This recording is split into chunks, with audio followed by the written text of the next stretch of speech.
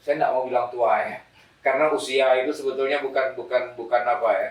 Usia itu hanya angka bertambah ya. angka bertambah ya. Pada prinsipnya kita tidak terlalu mempermasalahkan usia. Yang penting terus bergerak, Ya, terus berkarya ya. terus berkarya, terus berkreasi. Apalagi ya, alhamdulillah juga setelah pulang ke rumah kita Renat ini,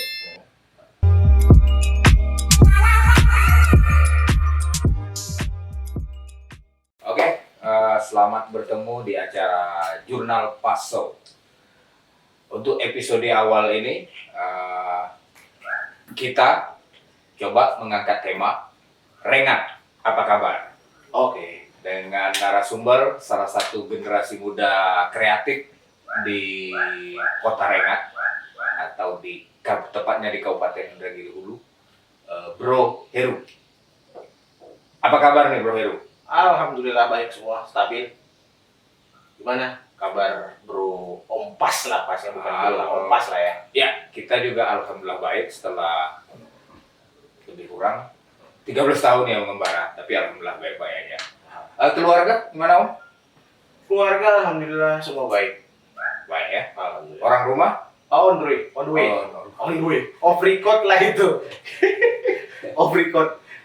Dalam kesempatan hari malam yang berbahagia ini, kami juga mengucapkan terima kasih atas support dari Dinas Kominfo Kabupaten Indragiri Hulu, kemudian dari Dinas Kesbangpol atau Badan Kesbangpol Kabupaten Indragiri Hulu, atau dulu dikenal juga dengan nama Sospol Bro.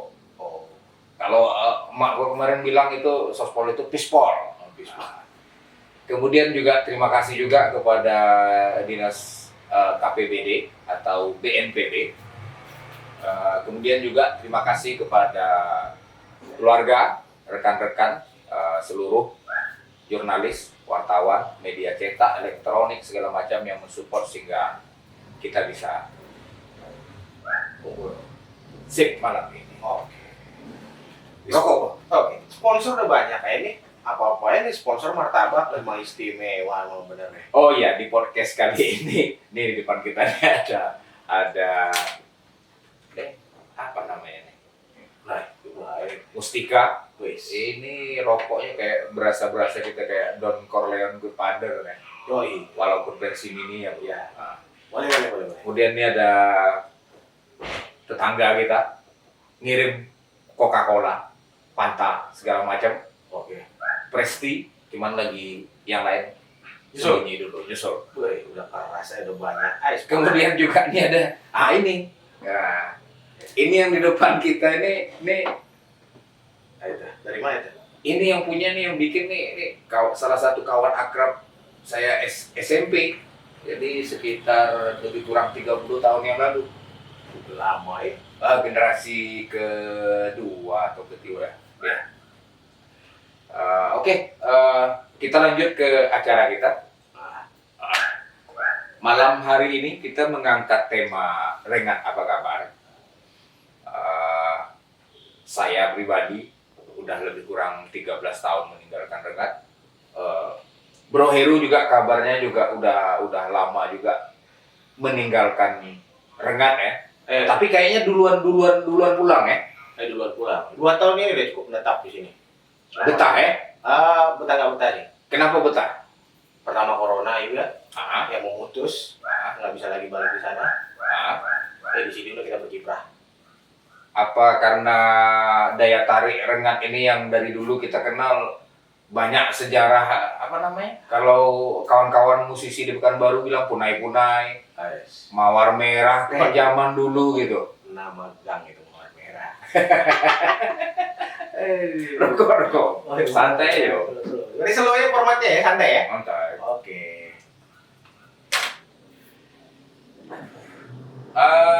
Setelah 2 tahun kembali ke, kalau saya memang lahir besar sampai SMP memang di Rengat.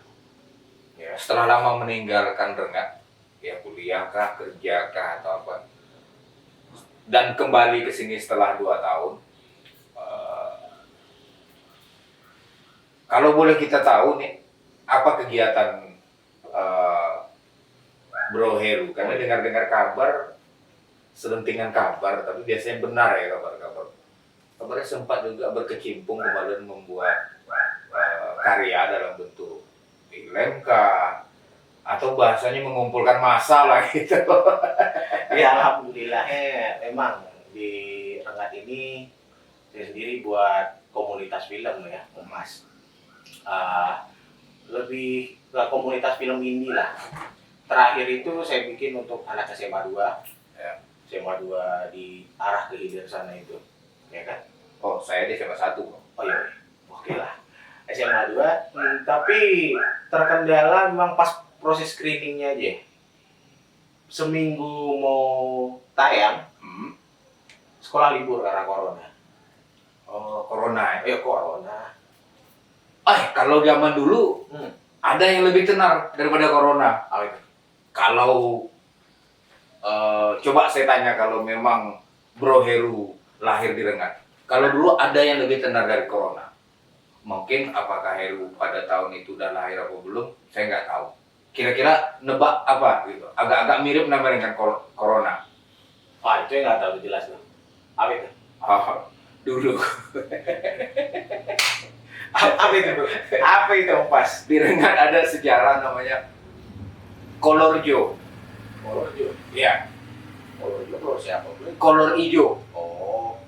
Jadi saya ingat zaman saya kecil dulu, orang-orang tua kita karena takut dengan yang namanya kolor hijau itu, jadi di tiap-tiap pintu angin rumah atau di atas rumah atau di jendela segala macam diletakkanlah keladi hitam atau tebu. Tangkal ya, buat tangkal. Tangkal kata orang-orang tua dulu katanya. Karena setelah kita coba, udah kita besar dewasa gitu, kita coba cari tahu apa itu kolor hijau. Ternyata memang pada saat itu fenomena di Rengat terjadi, ada mungkin seperti semacam orang menuntut ilmu hitam, tapi dia melakukan kejahatan dengan mencari perempuan-perempuan untuk ditiduri gitu, maaf ya, ditiduri dengan cara masuk ke rumah-rumah. Jadi kalau ada di rumah itu pintu angin, masuklah dia ke rumah itu gitu. Dan beberapa kali memang pada saat saya kecil saya dengar kabar ada di beberapa rumah kejadian seperti begitu gitu. Jadi kalau kisahnya itu kalau tidak salah dia mencari korban kalau dalam ilmu hitam itu atau tumbal supaya dia dapat ilmu itu. Kolor hijau itu sekitar 40 atau 50 perempuan gitu. Makanya dulu mungkin orang tua kita takut. Kebetulan juga karena bapak orang tua laki-laki nggak bekerja di seputaran kota Rengat, makanya ibu dulu mungkin karena menganggap itu seperti juga tahayul atau apa, ikut memasang tangkal. Ikut meramaikan. Ikut meramaikan.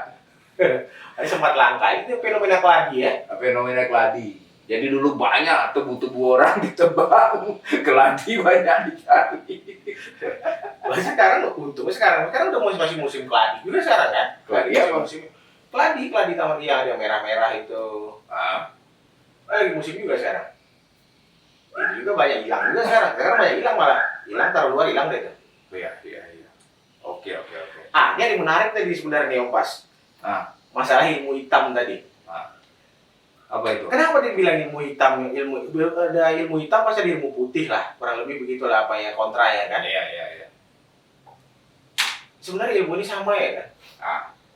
Yang salah itu user ya kan? Iya. Bener, kan? Kalau dalam kuliah, biasanya kita diajarkan jangan menuntut ilmu, karena ilmu tak pernah salah.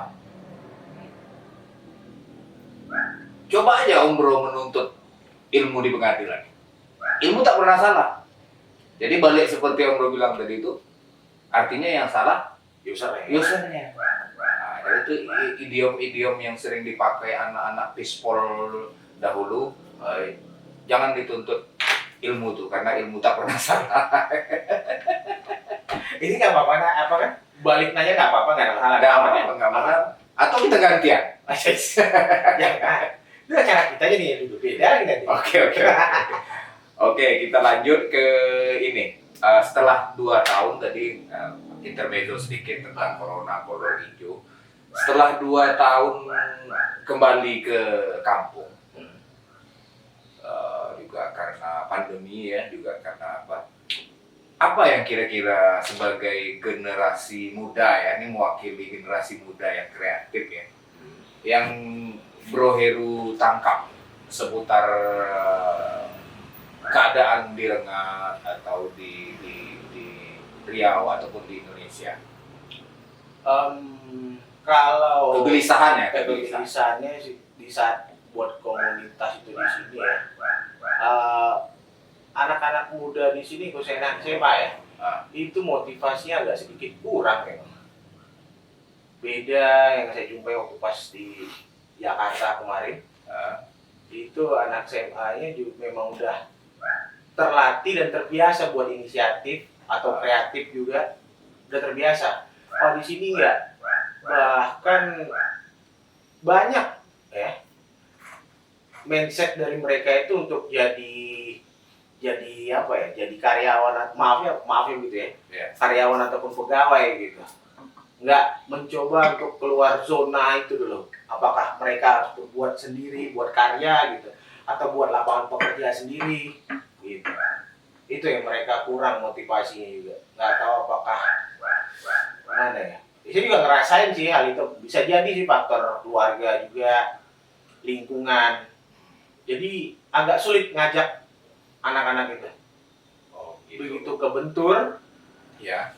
mundur gitu. Nggak coba untuk mana supaya cari solusinya. Berikutnya apalagi gitu. Karya apalagi yang bisa dibuat. Kan sayang gitu. Waktu mereka itu kan memang harus dilatih dari awal untuk berpikir kreatif. Kalau kita boleh kalau kita boleh tahu, Kalau gitu kan saya boleh minum. minum dulu. Rokok. Aduh. Ini jauh nih sponsornya datang dari, ada yang dari mana nih? Jauh deh tuh. Ada yang dari Jember, jauh juga ya. Ada yang dari Jombang. Kalau kita boleh tahu, kegiatan atau karya apa yang kemarin Bro Heru bikin? Apakah kabarnya dalam bentuk sebuah film ya? Iya benar. Kalau film itu bercerita tentang apa, temanya ini segala macam, kemudian bagaimana dalam proses pembuatan kemarin, kendala-kendala yang dihadapi, yang akhirnya tadi kita bicara kegelisahan, awal kita pancing apa kegelisahan Bro Heru. Ya cobalah kalau kita boleh tahu, kita berbagi malam ini. Mungkin juga bisa jadi masukan bagi yang rekan-rekan juga yang ingin juga berkreasi seperti Bro. Waktu pas buat film itu judulnya Jangan Ganggu Aku, lebih ke temanya anti bully lah, pembulian sekolah. Kan marak itu pas pembuatan film itu, memang berapa bulan ke depan bener-bener pas viral pembulian di sekolah gitu. Terakhir sebelumnya memang terinspirasi dari sana, kita buat anak-anak sekolah yang SMA 2 jadi langsung ya, jadi pemainnya, belajar krunya. Memakan waktu ya kurang lebih sebulan juga lah, kayak. Kalau prepare-nya jauh memang. Oh, jadi ini filmnya tentang bully ya? Iya, tentang bully. Yang diperankan oleh adik-adik atau anak-anak kita di SMA 2 ya? Nah. Jadi semua pemain atau krunya juga dari SMA 2. Ya, SMA 2. Berarti dalam artian pihak sekolah maupun ikut support penuh ya? Alhamdulillah support. Walaupun ya pertama kendala mungkin karena pengen lihat dulu serius apa enggaknya buat film kan. Ya tetap karena memang tekadnya pingin, karena saya juga memang alumni SMA 2 Om Pe. Oh gitu ya. Coba untuk naikkan nama SMA 2. Minimal kalau kita nggak bisa ngasih apa-apa, ngasih karya dulu lah. Oke. Kita kebetulan nih dari SMA 1 nih banyak nih di sini nih sekarang nih. Oh, Jadi SMA 2 nih agak gimana, kita juga mau cari tahu nih sejauh mana nih SMA 2 menggebrak di Rengat gitu. Oke, kemudian dalam proses pembuatan film tadi, selain pihak sekolah, kira-kira pihak lain yang kita ini siapa lagi yang banyak berperan membantu ini? Lebih ke alumni sih. Ke alumni saya sendiri itu tahun 2003 atau 2004 lupa itu deh. Kayak teman-teman sekolah dulu lah, sama-sama tamat. Ya udah tinggal ngubungin mereka, kasih tahu kita mau bikin film, alhamdulillah mereka bantu. Oh gitu. Sekolah juga bantu, separuh lah. Jadi karya film ini sendiri yang tentang bully-bully ini ya, itu udah di apa? Udah dimasukkan ke apa? Kalau kita, karena saya kan musisi bro, backgroundnya gitu. Kalau musisi gitu dulu kita masuk industrinya arah ke glodok gitu. Apakah film ini udah dicoba menembus ke industri perfilman kita yang saat ini juga saya lihat juga agak sedikit lesu gitu. Ya memang rata-rata semua sih memang berdampak ya dari semua sisi. Nggak di sineas saja.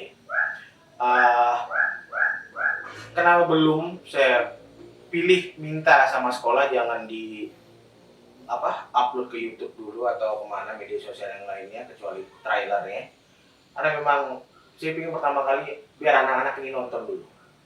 Itu hasil mereka, itu karya mereka. Kita lihat sejauh mana. Bikin mancing antusias ya sebenarnya. Tapi ya gitu lah, pas corona muncul sampai saat ini ya belum jadi, hampir ya setahun lah. Ya udah setahun. Terus reaksi setelah sukses tadi membuat film tadi, bagaimana reaksi kepada anak-anak muda sebantaran SMA ke bawah? Karena yang saya tahu banyak anak kemanaan saya juga sekarang ini hobinya lebih kepada game gitu.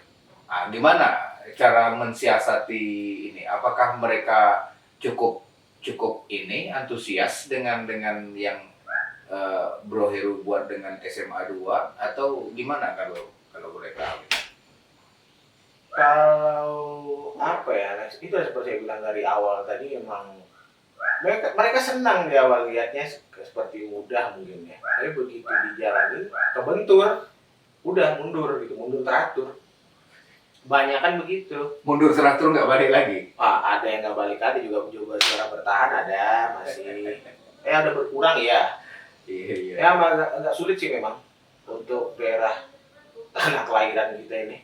Agak sulit memang untuk anak-anak muda ini buat berpikir kreatif. Game bagus memang, game bagus. Cuma kadang mereka cuma sekedar main gitu. Cuma sebatas itu kadang mereka yang mau berpikir. Cuma dikembangkan lagi jadi game ini bisa jadi apa, kemana, buangnya kemana gitu. Berarti mereka harus diketemukan dengan salah seorang Gamer. Next berikutnya mungkin akan kita tampilkan yang dari games. Dia bisa menghasilkan sesuatu sehingga akhirnya bisa juga ya secara ini juga bisa mendatangkan ekonomi di tengah situasi kita yang lagi tak menentu ini gitu. Next, nanti kita coba kenalkan boleh anak muda ini kepada sosok kita berikutnya gitu.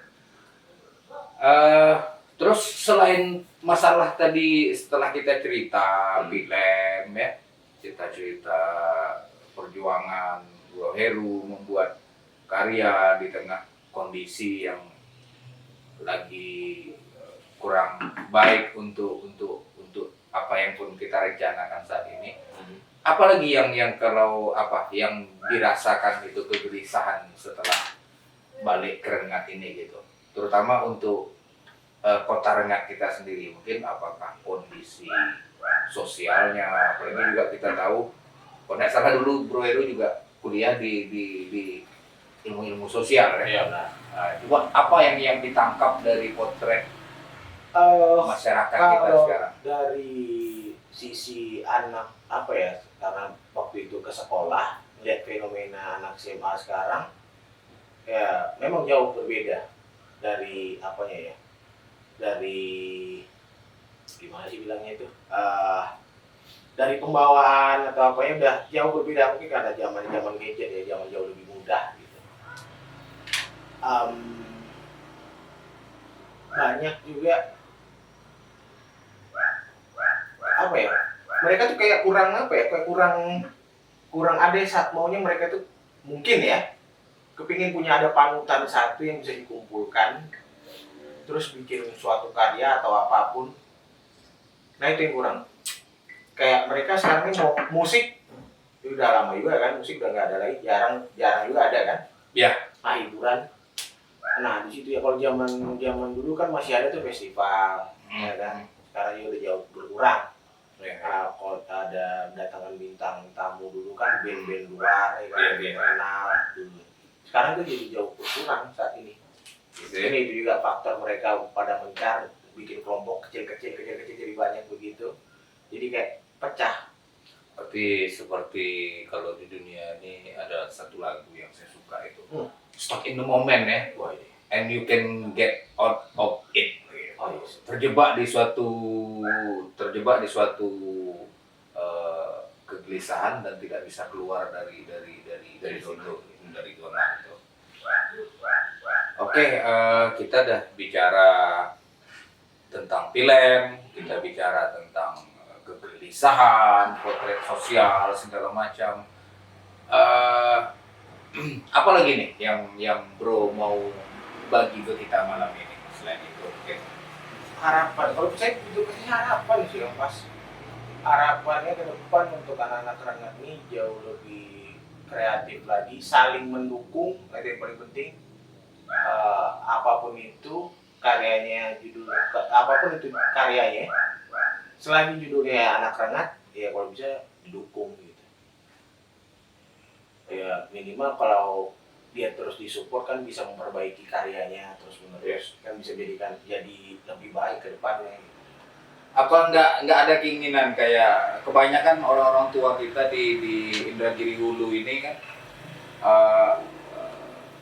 ada paradigma orang-orang tua kita lama kalau jadi pegawai katanya kita sukses gitu. Apakah tak ada keinginan Bro untuk meniru seperti paradigma orang tua kita turun temurun gitu, ingin juga menjadi pegawai atau apa? Alhamdulillahnya enggak, berarti karena pingin apa ya, pingin lebih mandiri juga, enggak tergantung gitu. Kalau kita bisa bikin apa ya, bikin buat lapangan kerja atau peluang sendiri kan jauh lebih enak sebenarnya. Kadang untuk memulainya aja yang kadang sulit. Dulu juga sebelumnya juga kabarnya jadi orang Batak ya, marga batubara gitu. Atau gimana tuh? Mana? Atau kerja di batubara ya? Di perusahaan batubara ya? Oh, perusahaan batubara ya, dulu sempat pertama kali hijrah dari Riau lah khususnya. Tunggu loh, kalau hijrah nih sekarang pengertiannya banyak Bro gitu. Hijrah, ada hijrah ke London, lagu si Computer, atau hijrah dalam artian nih biasanya diri kita nih merasa kurang-kurang iman atau apa, hijrah ke lebih mendalami agama. Ada juga kadang-kadang orang hijrah seperti istilah-istilah zaman sekarang, zaman apa katanya, zaman vampir kah, zaman mata melotot. Itu yang bikin saya sering ketawa sendiri begitu juga pulang ke Rengat gitu. Jadi banyak istilah-istilah baru yang menyebutkan definisi hijrah dari sesuatu tadi gitu.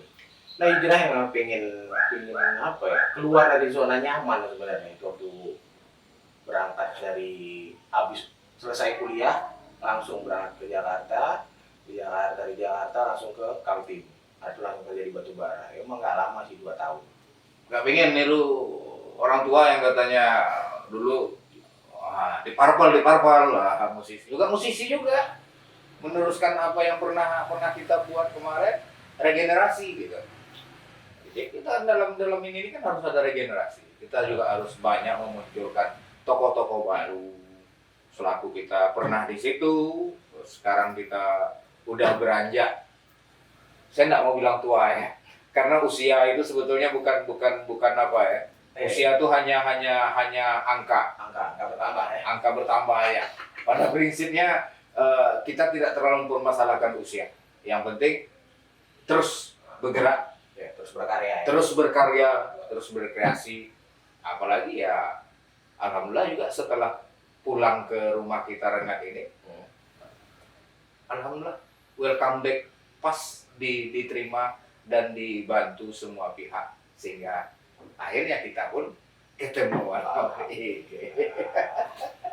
Jadi singkat cerita ya tadi Om Pas ya kan, ini podcast ini arahnya mau kemana nih? Lebih kemana? Podcast ini awalnya juga saya juga bingung gitu, karena maklum lah ya, hampir setahun, bukan hitungan setahun ya, hampir lebih kurang sebulan 2 bulan ini saya juga agak menurunkan ritme jurnalistik, karena kebetulan kembali ke kota kelahiran kita, ingin istirahat, ingin sebentar, ingin menarik nafas untuk memulai sesuatu lagi yang mungkin insya Allah lebih besar dari sebelumnya. Tapi karena usia kita juga udah kita tidak mau terburu-buru pada saat kita muda 10 atau 15 tahun yang lalu. Jadi sekarang yang penting konsepnya udah ada, kita jalani dengan penuh kesabaran, kehati-hatian. Mudah-mudahan juga sama nih dengan yang podcast ini. Dari awalnya kita juga tidak tahu, belajar, tahu, dan akhirnya terjadi seperti begini gitu. Nah, kalau untuk konsepnya sendiri ke depan, insya Allah podcast ini saya lebih mengarahkan untuk selalu menampilkan tokoh-tokoh, baik dari kalangan tua, kalangan muda, apalagi kita ngobrol ringan, santai, kita tidak ada terlalu dibebani dengan sesuatu yang pusing, yang apa. Tapi tetap menyelipkan edukasi, hiburan, pencerahan lah, nama apalah istilahnya gitu.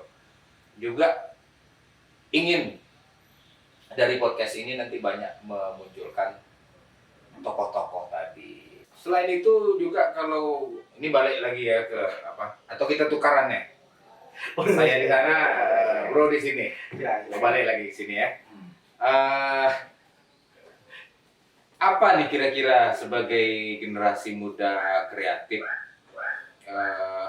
program mimpi atau harapan untuk Rengat, kota bersejarah, kampung kita, tempat yang kita merasa selalu tenang, merasa selalu nyaman, tempat yang selalu menimbulkan gairah, passion, tempat di mana kalau saya bilang dulu banyak punai, banyak cerita-cerita cinta, cerita indah di Rengat ini. Apa kira-kira program, mimpi atau harapan untuk Rengat khususnya, Inhu, Riau, dan Indonesia pada umumnya? Kalau harapannya, saya ingin di antara anak-anak Rengat ini muncul ke permukaan jadi sineas. Gitu. Pengen ya. Syukur-syukur juga pemerintah daerah juga mau dengar. Kadang memang kita memang jauh ketinggalan dengan anak-anak di kota. Terlalu jauh tinggalnya. Karena saat saya coba ke Jakarta dulu belajar sama mereka, waktu itu saya masih belajar di sana, saya belajar baru mau cara masuk, dia udah tahu cara pulang. Jauh. Cara masuk? Kita baru tahu belajar cara masuk. Nah, dia udah tahu jalan pulang. Jalan pulangnya udah tahu. Tapi kadang-kadang tidak anak-anak muda sekarang ini saya lihat daya tahannya, daya juangnya juga agak kurang ya. Nah, kurang ya, sih, iya memang kurang sih. Emang butuh lah tadi harapan besarnya di antara anak-anak ini nantinya muncul sineas muda ataupun siapapun lah itu, mau muda mau tua, tapi muncullah permukaan jadi sineas. Oke, sip. Program udah, semuanya kita juga udah apa, juga kegelisahan kita juga udah kita ceritakan. Udah juga kita banyak apa hari ini. Ada nggak kira-kira di penutup edisi kita pertama ini lagi yang ingin sampaikan gitu? Buat anak-anak muda di Rengat khususnya, semoga terus mau berupaya untuk berkarya lah, karena kedepannya ini kalau kita mencari kerjaan itu mungkin lebih sulit saat sekarang ini. Coba untuk berpikir kreatif, buat peluang sendiri, walaupun memang sulit, tapi kalau kita bersama-sama saling bantu pasti bisa, apapun itu. Saya juga berharapan seperti begitu. Sama gitu. Oke. Ini bukan podcast sedih kan? Ini bukan. Ini podcast motivasi, edukasi, apapun namanya, rehabilitasi. Ya, kalau restorasi kan tidak udah kesana lagi begininya kan. Ya, jadi dengan begitu malam ini rasanya kita juga mendapat sedikit pemahaman baru, berbagi. Ini semoga apa yang kita harapankan ini juga tercapai di masa-masa mendatang, juga disupport oleh pihak-pihak terkait. Juga setelah kita juga dengar juga bagaimana misi kita juga ingin melahirkan lagi banyak tokoh-tokoh lain, yang juga harapan saya supaya juga generasi muda juga lebih berpikir banyak ke depannya untuk menciptakan ini ya, lapangan-lapangan kerja. Jadi ya, terima kasih lah untuk malam hari ini. Sama-sama. Semoga apa yang kita harapkan tercapai. Amin. Selalu sehat, selalu sukses, selalu bahagia. Sampai jumpa di Next video. Terima kasih.